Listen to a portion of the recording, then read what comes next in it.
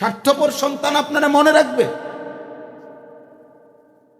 স্বার্থপর বিবি আপনারা মনে রাখবে। ধোকার এই দুনিয়া কেউ মনে রাখে, সব ধোকা। ওমাল হায়াতুদ দুনিয়া ইল্লা মাতাউল গুরুর। আল্লাহ বলছে, বান্দা দুনিয়ার জীবন পুরাটাই ধোকা, পুরাটাই ধোকা, পুরাটাই ধোকা, পুরাটাই ধোকা। আমি তো প্রায় বলি, নিজের হাতে গড়া যে সংসার, আসবাব ফার্নিচার, খাট পালং সোফা, কাচের প্লেট লবণের বাটি, যা আমনে সাজাইয়া দিয়া গেছেন, আমনে কবর থেকে 10 বছর পরে আইসা, আবার কবর থেকে 20 বছর পরে, 10 বছর পরে আইসা আপনার ঘরে দেখে যায়, আবার আইসা যাইয়েন একবার ফেরেশতারে বইলা, একটা বার বলে ভাই 10টা মিনিট শুধু জামু আর আমু, আমরার ঘরে শুধু ঢুকমু একটু, আমার ঘরটা আমি কোনোখানে যাইতাম না, শুধু দেখে আসবো। আপনি আইসা দেখবেন 10 বছর পরে আপনার সাজানো ঘরের ফার্নিচার আসবাব কিচ্ছু নাই, এগুলা ফেলে দিছে সন্তান। আপনি জিজ্ঞাসা করলে কইব, আব্বা এডি আর চলে না, এসব মডেল এখন আর কি ধোকা। আমার দাদা ইন্তেকালের 12 বছর পরে আমার জ্যাঠা, বড় জ্যাঠা যিনি, ওনারে আমি জিজ্ঞাসা করছিলাম, জ্যাঠা আমার দাদার রেখে যাওয়া স্মৃতি আপনার কাছে কিছু আছে কিনা, একটা নুনের বাটি, কাচের প্লেট, পানির গ্লাস কিছু আসেনি বলেন, দেখান। আমার জ্যাঠা কাঁদছিল, চোখের পানি ফেলছে, না রে ভাতিজা, তোমারে দেখাইবার মতো জ্যাঠা কিচ্ছু নাই। আমার দাদা 10 গ্রামের নামি দামি মানুষ ছিলেন, আমার দাদার হালের বলদ ছিল অনেক, কৃষি ফসল ছিল অনেক, তাহলে আমার দাদার সময় কেনা কোনো আসবাব ছিল না। কথা বলেন, আমার দাদা মাটিতে ঘুমাইছে, তাহলে সেগুলো করুন, কোথায় গেল সেগুলো? বোকা মুসলমান আমরা বুঝি না, হারাম খায়, সুদ খায়। আরে না ফরমান, তার জন্য সুদ খাচ্ছ। সুদের টাকা দিয়া ফুত মানুষ হয়? জি ফুতের লেগে সব করছে, কে করছেন? জি ফুত মানুষ করছে। আরাম করে আপনার জি ফুত বুঝি মানুষ হবে মিয়া? সুদের টাকায় সন্তান মানুষ হয়? কিস্তির টাকায় সন্তান মানুষ হয় মিয়া? হারাম রোজগারের টাকায় সন্তান মানুষ হবে মিয়া? ধোকা দিছে শয়তান আপনার। আশ-শাইতানু ইয়াইদুকুমুল ফাকরা।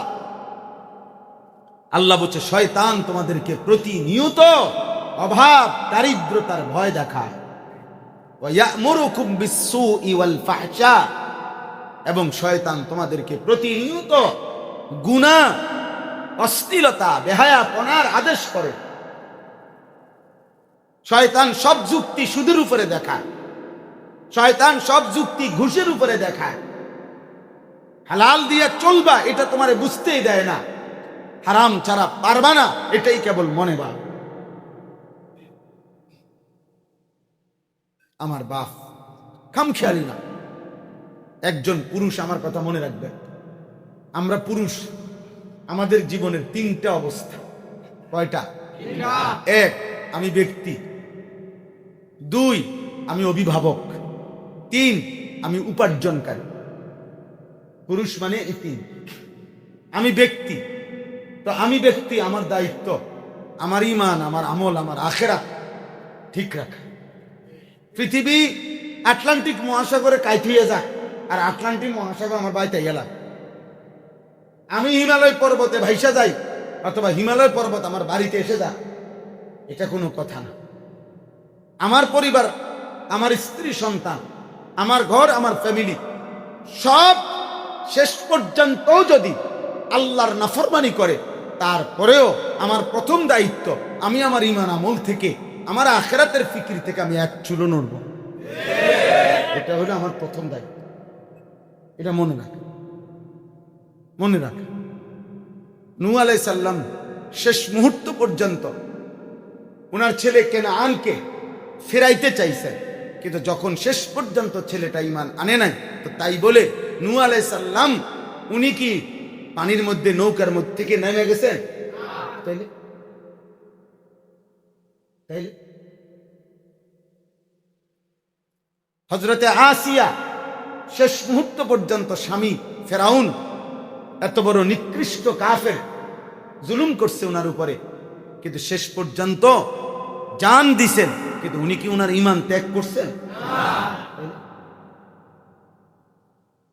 বুঝেন নাই আমার কথা? প্রথম দায়িত্ব। হুজুর কিতা করতাম, জিফুতে লেগে পারি না। না পারেন না যেন আপনি বহন খান বইবে, আপনি বইবে চিরা খান পানি ভিজাইয়া, আপনি পারেন না। পারি না হুজুর, কি করতাম, বললে গিয়া পারি না, তো কাপুরুষের কথা। এই সমস্ত মামুলি কথা বললে হবে মিয়া? আখেরাত খামখেয়ালি। অতএব আমার ঈমান, আমার আমি ব্যক্তি, আমার দায়িত্ব প্রথম, জান যায় যা, যত কিছুই হয় হোক, আমি আমার ঈমান আমল ঠিক রাখ, এটা আমাদের জিম্মা, এটা আমাদের দায়িত্ব। ইয়া আইয়ুহাল্লাযীনা আমানু আলাইকুম আনফুসাকুম, আল্লাহ তাআলা বলেন, হে মুমিন, প্রত্যেকেই নিজেকে আঁকড়িয়ে ধরো, আঁকড়িয়ে ধরো। রাসূলুল্লাহ সাল্লাল্লাহু আলাইহি সাল্লামের একজন সাহাবী হুযায়ফা রাদিয়াল্লাহু তাআলা, উনি একদিন নবীজিকে জিজ্ঞেস করতে, ইয়া রাসূলুল্লাহ সাল্লাল্লাহু আলাইহি ওয়াসাল্লাম, জীবন চলার পথে যদি আমার কখনো এমন হয় যে আমার সাথে আল্লাহর পথে চলার জন্য কেউ নাই, আমি একা হয়ে গেলাম, তখন আমি কি করব? আল্লাহর নবী সাল্লাল্লাহু আলাইহি ওয়াসাল্লাম বললেন, ফাতাজিল তিলকাল ফিরাকা কুল্লাহ, সব দল, সব মতবাদ, সব গোষ্ঠী, সব ছেড়ে দাও, সব ছেড়ে দাও। তুমি কি করবা? ওয়ালাউ আনতা আদা বিআসলি শাজারাতিন হাত্তা ইউদরিকাকাল মাউত ওয়া আনতা আলা যালিক। নবীজি বলেন, মৃত্যু পর্যন্ত তুমি প্রয়োজনে গাছের শিকড়, গাছের গোড়ালি, এই মারির ভিতরের দাঁত দিয়া কামড়াইয়া আক্রাইয়া হলেও আল্লাহ দ্বীনের উপরে একাই অটল।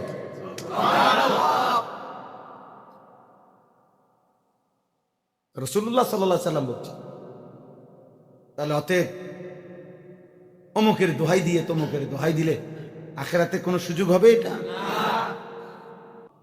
নিডালি আমি খটখট করেন কেন? কামড়াই নেই কোন আপনার, ইবলিস ছাড়ে না, করবে কি বেচারা? বাইরে করবো, বাইরে আলগায় তো বাইরে ছাড়ে, বুঝেন না? বাইরে তো চেষ্টা করছে, কিন্তু আলগায় তো ছাড়ে। আমি ছেড়ে দেওয়ার মানুষ না, ও সাংঘাতিক মানুষ, এটা আমার গায়ে এটা সহ্য হয় না।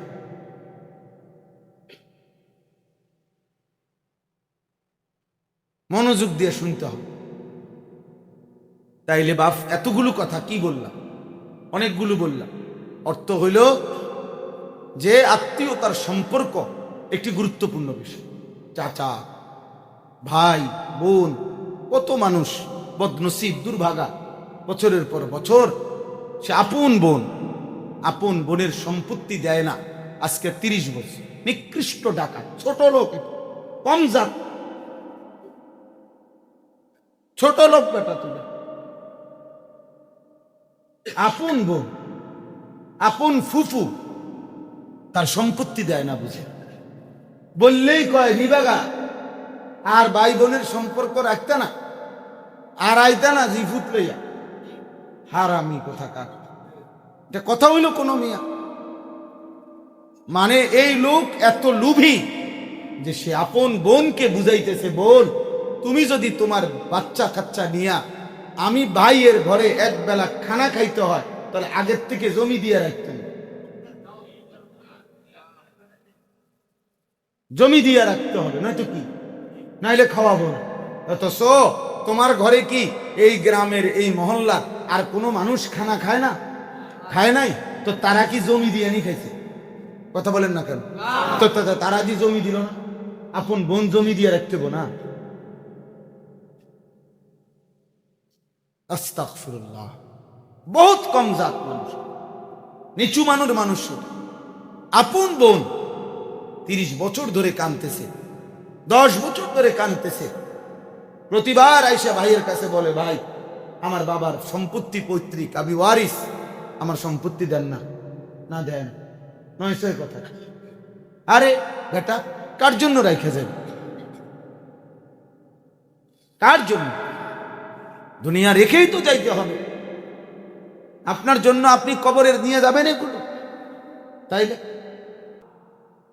ইয়া আইয়ুহাল্লাযীনা আমানু কু আনফুসাকুম ওয়া আহলিকুম নারা, এই যে আলাদা বলছে হে ঈমানদারগণ নিজেকে বাঁচাও, আলাদা বলছে পরিবারের সদস্যদেরকে বাঁচাও। এমনি তো বলতে পারতো সকলেই বাঁচো, বুঝেন না? হে ঈমানদারগণ সকলেই জাহান্নাম থেকে বাঁচো, এটা তো মিলেমিশে হইতো না, আলগা করে বলছে নিজেকে বাঁচাও। এরপরে বলছে এবং পরিবারের সদস্যদেরকে বাঁচাও। তার মানে স্ত্রী বলেন সন্তানও বলেন, শেষ পর্যন্ত যদি আমার হাজার লক্ষ চেষ্টার পরেও যদি তারা আল্লাহর দিকে না আসে, তবুও আমি কুফরি করা, নাফরমানি করা, গুনাহ করা, আল্লাহর অবাধ্যতা করার অনুমতি। अगरचे बुत है जमात की आस्तीनों में मुझे है हुक्म खुदा। फालतू को तक জানেন থেকে আকামলা মানুষ।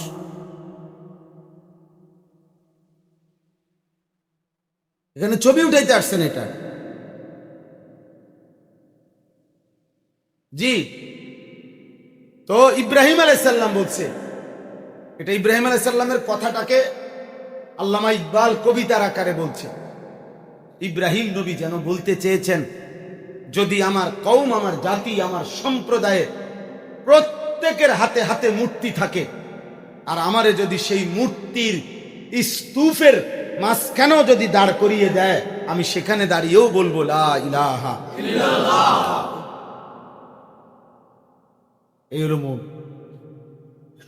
এই হলো কি? তাহলে এক নাম্বার আমি ব্যক্তি, এক নাম্বার আমি কি? আমার ঈমান আমলের হেফাজত, আমার ঈমান আমলের হেফাজত। দুই, আমি অভিভাবক। আমরা পুরুষ, দ্বিতীয়ত আমাদের পরিচয় কি? কিসের অভিভাবক? এক, আমি একজন স্ত্রীর অভিভাবক। দুই, আমি সন্তানের অভিভাবক। কমপক্ষে এতটুকু আমাদের সকলের জন্য।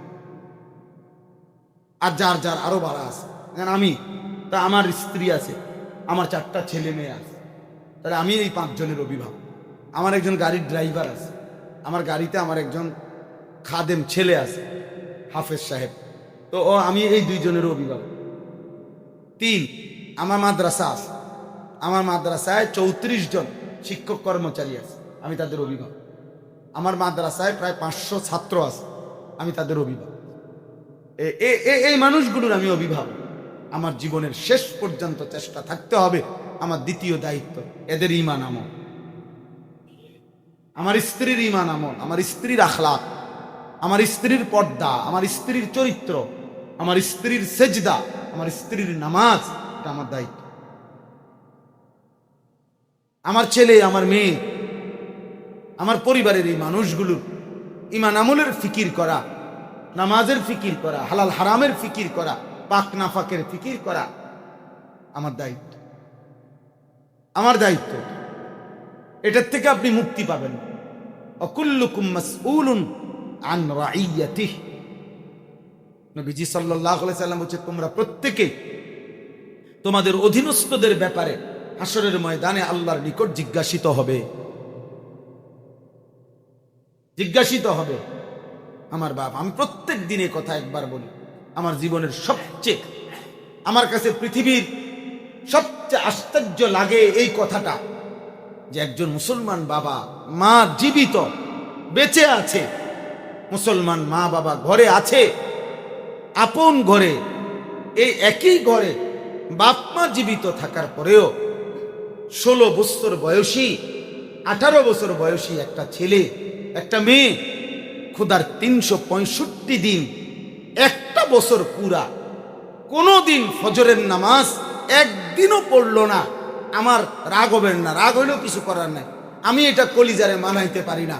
আমার মনে হয় আফসোস লাগে যে 365 দিনে একদিনও ফজরের নামাজ পড়লো না এই ছেলেটা, অথচ বাপ জীবিত, মা জীবিত, মা বাবা জীবিত আছে এই ঘরে, মুসলমানের ঘরে এত বড় জানোয়ার কেমনে ঘুমায় আমার এটা বুঝে দেবে। এত বড় জানোয়ার ঘুমায় কেন?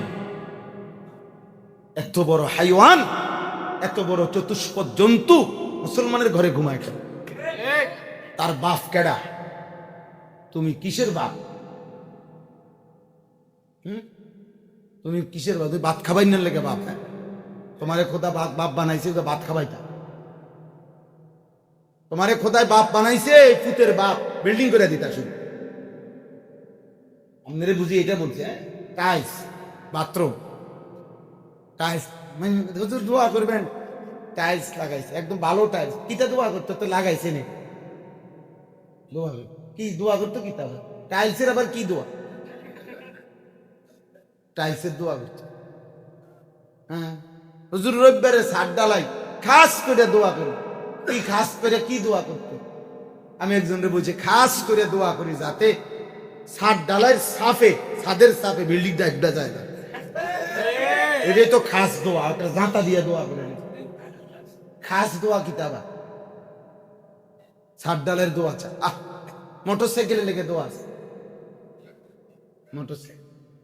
মোটরসাইকেলে নিয়ে দোয়া বলো, এটা নিয়ে দোয়া আর বিষয়। হ্যাঁ, মোটরসাইকেল কিনছি দোয়া করে, ছাদ ডালাই দোয়া করে।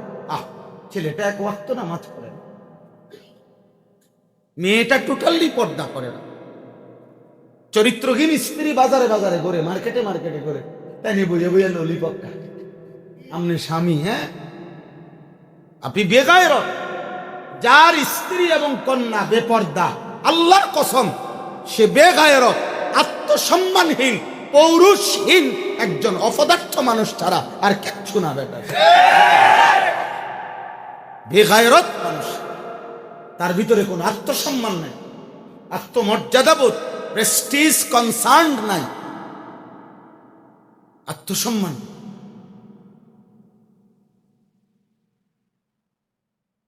নাহলে জান যাইতে পারে। স্ত্রী কন্যার বেহায়াই, আরে বলে কি বেটা, প্রয়োজন আমি মরে যাব, আমার বেডি মানুষে চাইব, আমার মেয়ে মানুষে চাইব, কেন? আমি বেটা কি লেগে পৃথিবীতে, আমি পুরুষ কেন বাঁচলাম? তাই মনে রাখবেন, এটা সোজাসুজি কথা। আল্লাহ নবী সাল্লাল্লাহু আলাইহি ওয়াসাল্লামের একজন সাহাবী ছিলেন হযরত সাদ ইবনে উবাদা, মদিনার আনসারদের সর্দার ছিলেন, বিখ্যাত সাহাবী। তিনি একদিন নবীজিকে সাল্লাল্লাহু আলাইহি ওয়াসাল্লাম নবীজিকে বলছেন, ইয়া রাসূলুল্লাহ ওয়াল্লাহি লাউ রাআইতু রাজুলান মা'a ইমরাআতি লা দারাবতুহু বিসাইফ। তিনি বলছেন, আল্লাহর কসম নবী, আমি জীবনে যদি কোনোদিন আমার স্ত্রীর সাথে ভিন কোনো পুরুষকে দেখি 1 মিনিটের জন্য কথা বলছে, তাহলে লা দারাবতুহু বিসাইফ, আমি আমার এই তরবারি দিয়ে একটা কোপে তার গর্দান ফেলাই দেব। এই হলো গায়রত, এই পুরুষের আত্মসম্মান। আমার স্ত্রী, যেদিন তুমি আমার স্ত্রী থাকবা না সেদিন সব অন্য যাও। আমার বিবি, বউ আমার, টাকা আমার, পাউডার আমার, ফেয়ার এন্ড লাভলি আমার, রংসাই অটোর ড্রাইভার, তামসাসায় রাস্তার বখাটে টাকা খরচ হয় আমনের, ব্যাক করলি আমনে মিয়া, আপনি ভাত খান না, আপনি বুঝেন না, আপনি যুদ্ধ করেন, আপনি বোঝাপড়া করেন এমন বিবির সাথে যে বিষয়টা কি, টাকা যায় আমার, রং দেখাও তুমি মানুষের, ঘটনা কি তা, কারণটা কি, জাগরে দেখাও, তাকর থেকে চাঁদা উঠাও, কথা বলেন না কেন? হ্যাঁ, রাস্তার লম্পটদের থেকে চাঁদা উঠাও, যে তোমাদেরকে দেখাবার জন্য আমি সাজবো, কাজে তোমরা যে যা পারো 10 টাকা 20 টাকা দাও, আমি পাউডার কিনতে হবে, ফেয়ার এন্ড লাভলি কিনতে হবে, নাহলে আমি না সাজলে তোমরা দেখবা কেমনে।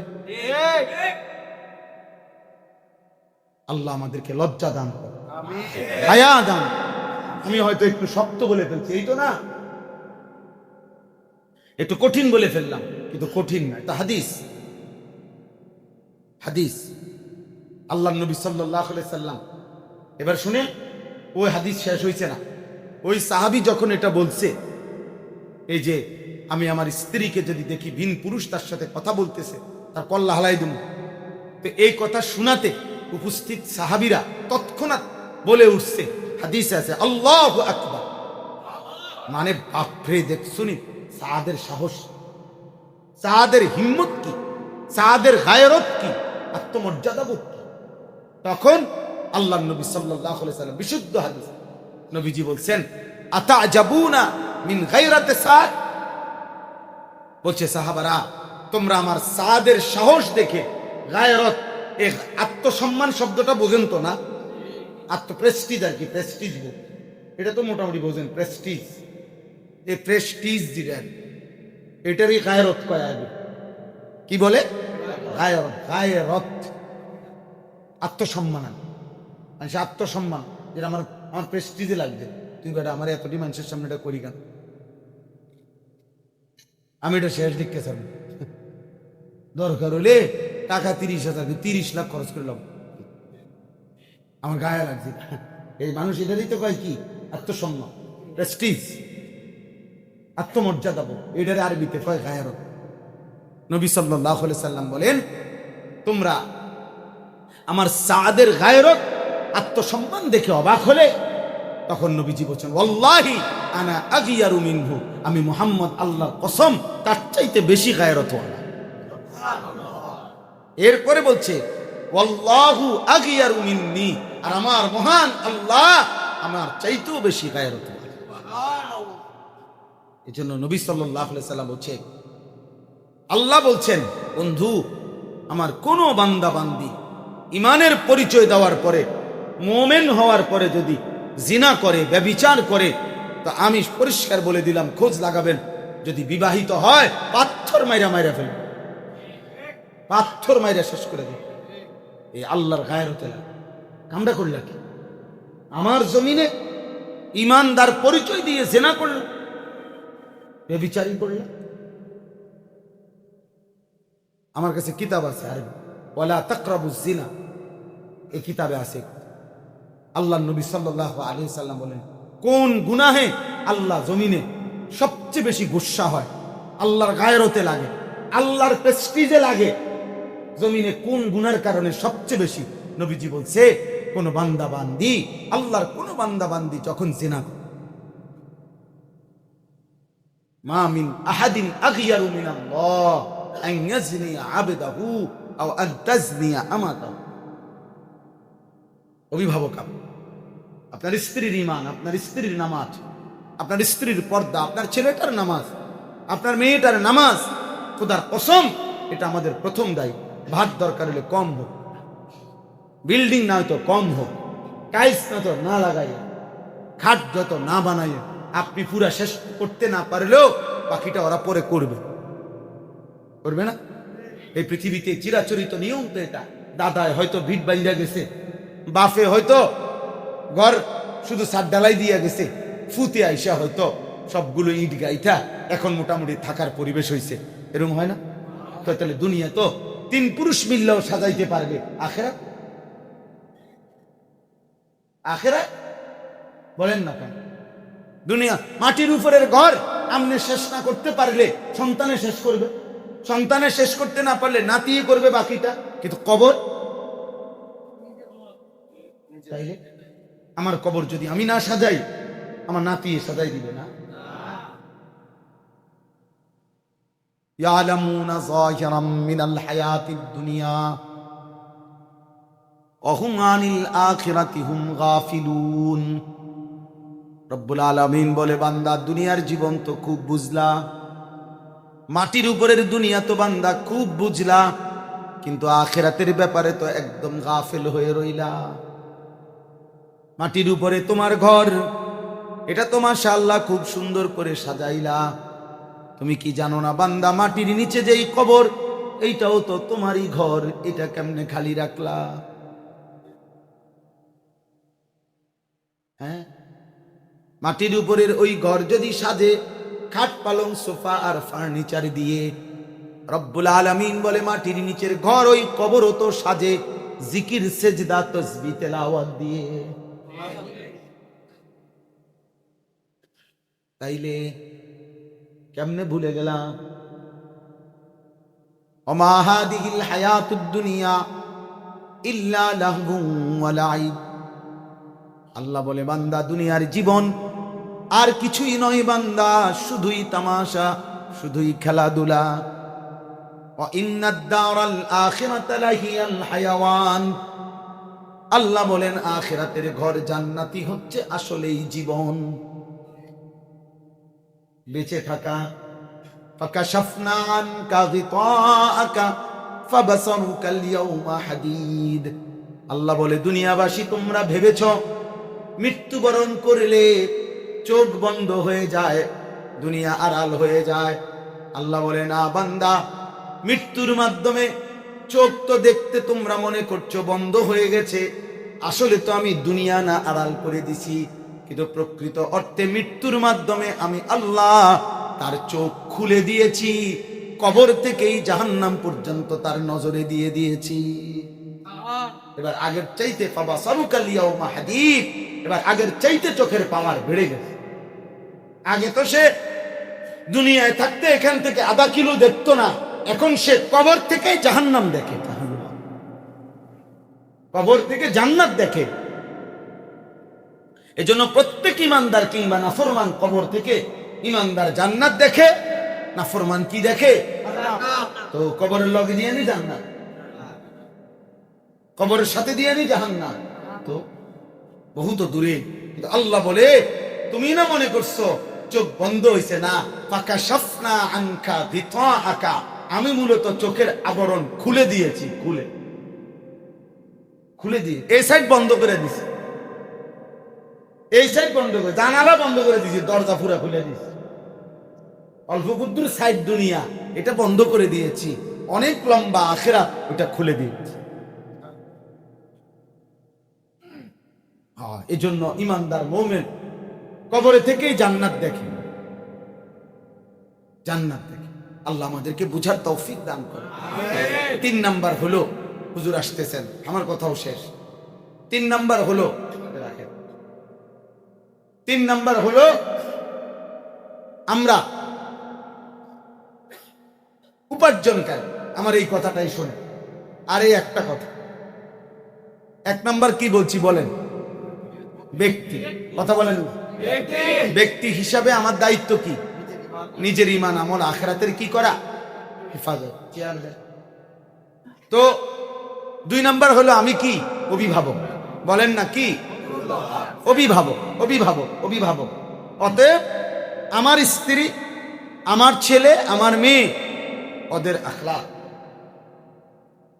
শেষ, ওদের আখলাক, ওদের ঈমান, ওদের আমল, ওদের আখিরাতের ফিকির আমার দায়িত্ব। 3 নাম্বার আমরা পুরুষ, 3 নাম্বার হলো আমরা উপার্জনকারী, অর্থাৎ আমরা কোনো না কোনো কামাই রোজগারি করি কিনা বলেন? কথা বলেন না। চাকরি হোক, ব্যবসা হোক, কৃষি হোক, অটো হোক, সিএনজি হোক, যেটা হোক, কোনো না কোনো, বিদেশ যাইয়া হোক, দেশে থাইকা হোক, আমরা কোনো না কোনো কি করি।